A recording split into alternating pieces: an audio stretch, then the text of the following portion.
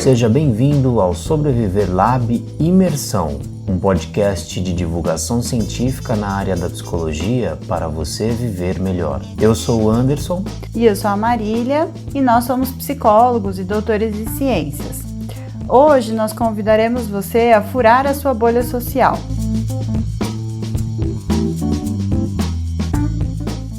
A bolha social tem sido um tema muito recorrente, principalmente depois do lançamento do documentário na Netflix, Dilema das Redes. Muita gente falando sobre o assunto. Nós já fizemos mais de um vídeo discutindo o impacto das redes sociais no nosso canal no YouTube, do Sobreviver Lab, e hoje nós decidimos fazer um aprofundamento da discussão e tentando apresentar para você maneiras de furar a sua bolha. Então já demos um spoiler de que ficar numa bolha social é algo ruim, né? Isso, perfeito.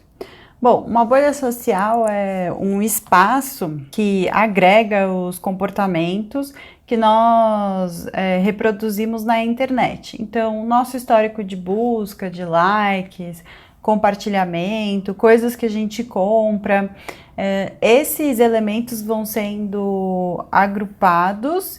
E aí o algoritmo passa a nos oferecer coisas semelhantes às quais a gente busca. Então, o jeito com que a gente se comporta, o algoritmo nos impulsiona para nos comportarmos de maneiras semelhantes. Dentro de uma bolha social, é como se nós estivéssemos numa câmara de eco. Como que funciona uma câmara de eco? Basicamente, a última coisa que você acabou de falar, ela é reproduzida e volta para você. Então, você passa a viver com pessoas que pensam e falam da mesma maneira que você, iguais a você. Opiniões iguais podem ser positivas ou negativas. A gente vai entender um pouco essas diferenças. Quando a gente convive dentro das bolhas com opiniões que são iguais às nossas, isso acaba gerando um conforto psicológico. Da onde que vem esse conforto? Vem desse sentimento de pertencimento a um grupo de pessoas que são iguais a você, dá uma sensação de segurança, porque você não tem surpresas, tem uma sensação de estabilidade, e com isso você se sente satisfeito de pertencer àquela bolha, de ficar ali naquele ambiente, pensando e falando as mesmas coisas, né? Mas tem aspectos negativos também. A bolha tem aspectos negativos porque ela te prende num círculo de pensamento e relacionamento muito pequeno e muito enviesado. Isso significa que você começa a perder a capacidade de empatizar com o outro,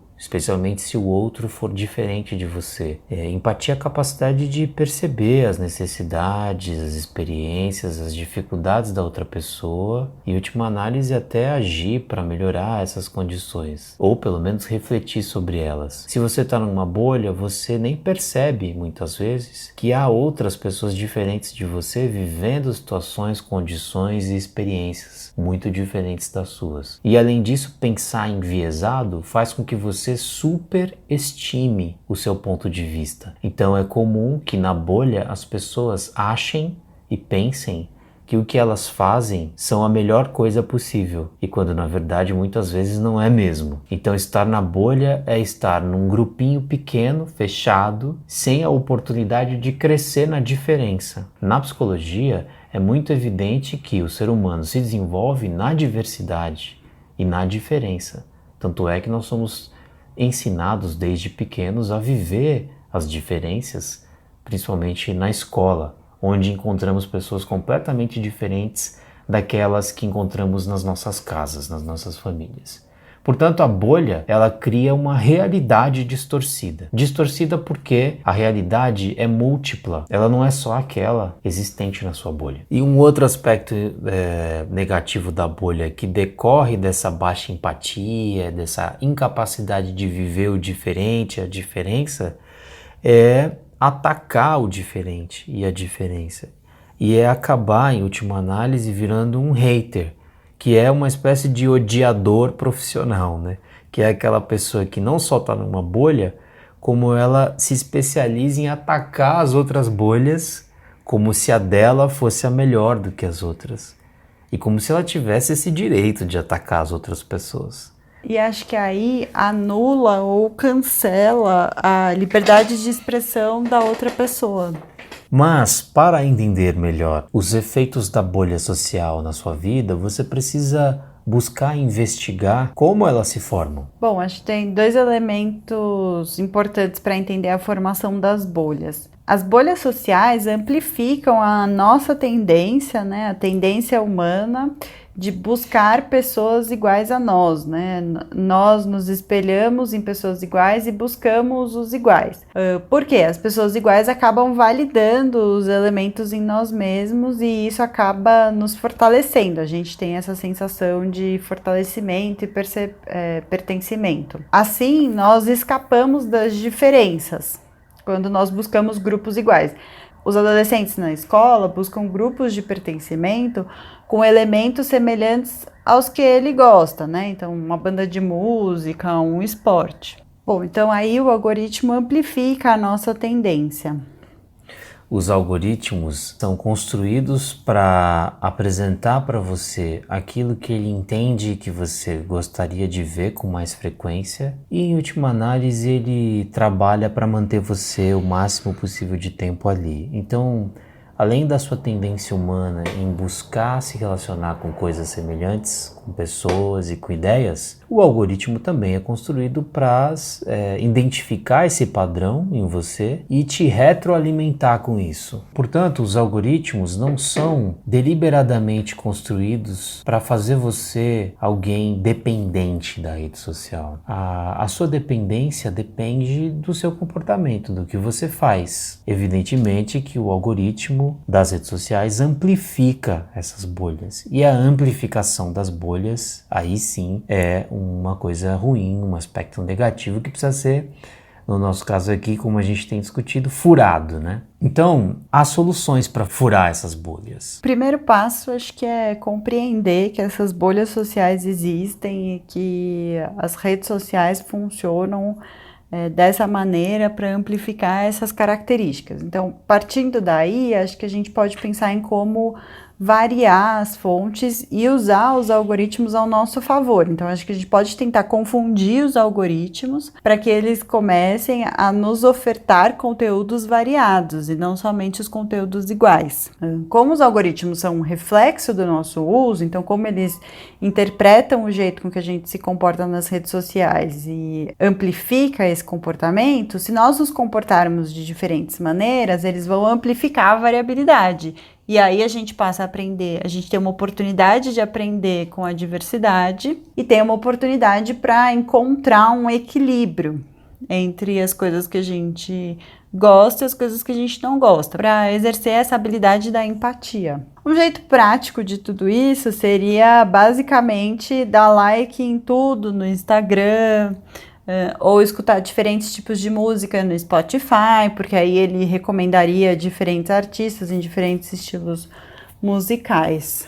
Um outro jeito de furar a sua bolha, não apagar simplesmente da existência das suas redes sociais aquelas pessoas com as quais você discorda. Então, é claro que é difícil seguir alguém que você discorda. E é claro que é desagradável ouvir ideias e consumir conteúdos com os quais você não concorda. Mas esse é o desafio, é você tentar pelo menos compreender por que aquela pessoa pensa, age e sente diferente de você. É claro que você não precisa ser amigo daquelas pessoas muito diferentes de você, mas você minimamente precisa respeitá-los e de alguma maneira acompanhar o que eles fazem. É claro que dentro dos limites da ética, né?